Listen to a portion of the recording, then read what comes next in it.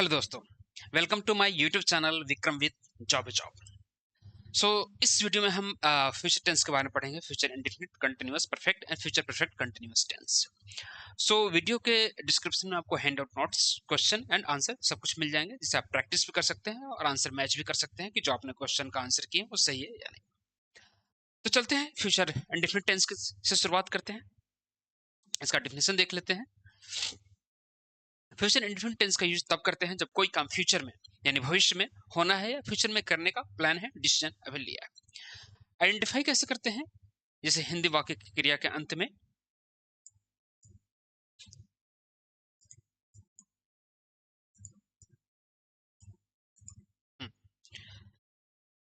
जिस हिंदी वाक्य की क्रिया के अंत में गा, गे, गी लगा हो तो समझ जाइए तो फ्यूचर इंडेफिनिट टेंस का सेंटेंस है। राइट, लगा हो फ्यूचर इंडेफिनिट टेंस का सेंटेंस है। चलते हैं पॉजिटिव सेंटेंस का स्ट्रक्चर देख लेते हैं। सब्जेक्ट है, विल है, वर्ब वन है, प्लस ऑब्जेक्ट है। जैसे मैं दिल्ली जाऊंगा, आई गो टू दिल्ली, वह काम पूरा करेगी, she will complete the work. Right. जैसे वह तुम्हारी मदद करेंगे, वह तुम्हारी मदद करेंगे, दे विल हेल्प यू। दे भी आ गया, विल भी आ गया, हेल्प भी आ गया, यू हो गया। निगेटिव स्ट्रक्चर देखते हैं। Subject plus will not, verb one plus object. अगर विल नॉट को शॉर्ट फॉर्म में करें तो वॉन्ट होता है। जैसे बात करें वो, इसका प्रोनाउंसिएशन वॉन्ट हो जाएगा, ठीक है, शॉर्ट फॉर्म में। लेकिन अभी यहाँ पे हम फुल फॉर्म में लिख रखे हैं। Subject plus will plus not plus verb one plus subject. मैं दिल्ली नहीं जाऊंगा, I will not go to Delhi, वह पूरा काम नहीं करेंगे, करेगी, she will not complete the work, वे तुम्हारी मदद नहीं करेंगे, they will not help you. Right. Interrogative sentence का स्ट्रक्चर देखते हैं। Will plus subject plus verb one plus object. क्या वे तुम्हारी मदद करेंगे, विल यू हेल्प मी, क्या तुम मेरी मदद करोगे, sorry, will you help me. वह, क्या वह कंपनी ज्वाइन करेगा, will he join the company. Negative interrogative sentence का स्ट्रक्चर देखते हैं। जैसे will plus subject plus not plus verb one plus object. अगर यही नॉट पहले आ जाएगा सब्जेक्ट से तो वॉन्ट हो जाएगा, subject plus verb one plus object. जैसे मैंने बताया था, विल वॉन्ट हो जाएगा, इसका प्रोनाउंसिएशन वो अधना टा, वॉन्ट।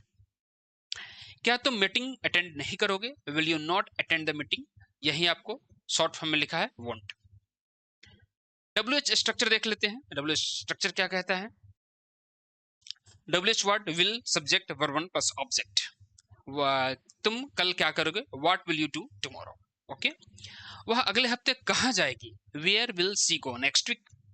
वे दिल्ली क्यों निकलेंगे, why will they leave early, sorry, वे जल्दी क्यों निकलेंगे, why will they leave early. Okay. देखेंगे ऐसे सेंटेंसों को हम कैसे स्ट्रक्चर के थ्रू बहुत ही आसानी से बना लेते हैं।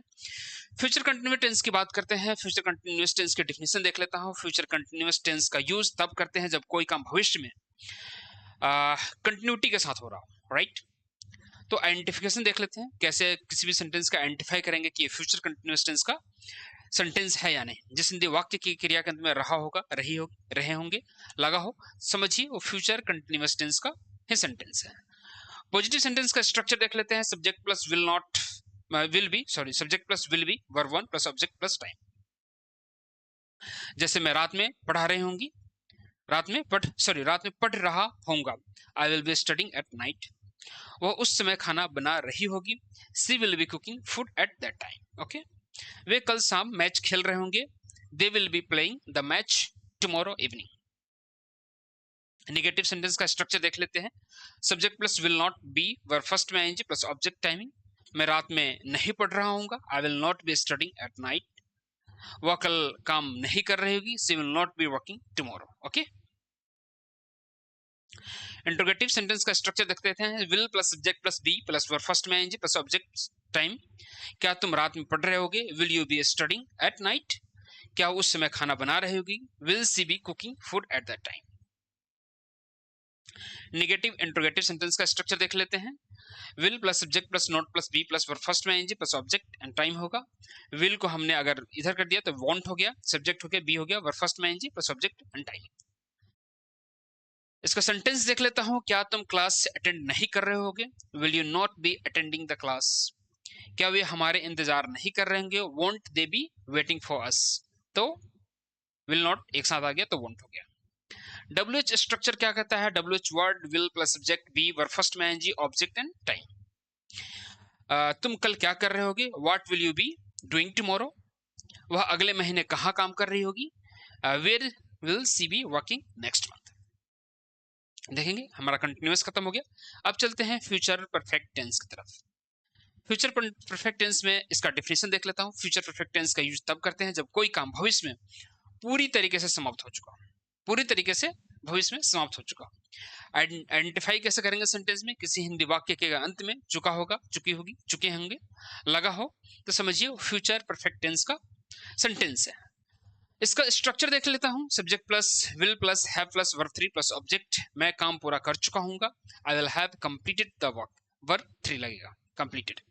वह रिपोर्ट पूरी कर चुकी होगी, she will have finished the report. वे घर पहुंच चुके होंगे, they will have reached the home, right. Negative sentence देख लेता हूं। Structure subject plus will plus not plus have plus verb 3 plus object. मैं काम पूरा नहीं कर चुका हूंगा, I will not have completed the task, ठीक है। वे तुम्हें कॉल नहीं कर चुकी, she will not have called. So चलते हैं इंट्रोगेटिव सेंटेंस की तरफ। Will plus subject plus have plus verb 3 plus object होगा। क्या तुम काम पूरा कर चुके होगे, will you have finished the work. क्या वह खाना बना चुकी होगी, will she have prepared the food. अब चलते हैं नेगेटिव इंट्रोगेटिव स्ट्रक्चर की तरफ। Will plus subject plus not plus have plus verb 3 plus object. Will का अगर हम सब्जेक्ट से पहले डालेंगे तो वॉन्ट हो जाएगा, सब्जेक्ट हो गया have plus verb 3 plus object. क्या तुम फॉर्म सबमिट नहीं कर चुके होगे, will you not have submitted the form. क्या वे अब तक पहुंच नहीं चुके होंगे, want they have reached now. WH structure क्या कहता है, WH word will plus subject plus have plus verb 3 plus object, right.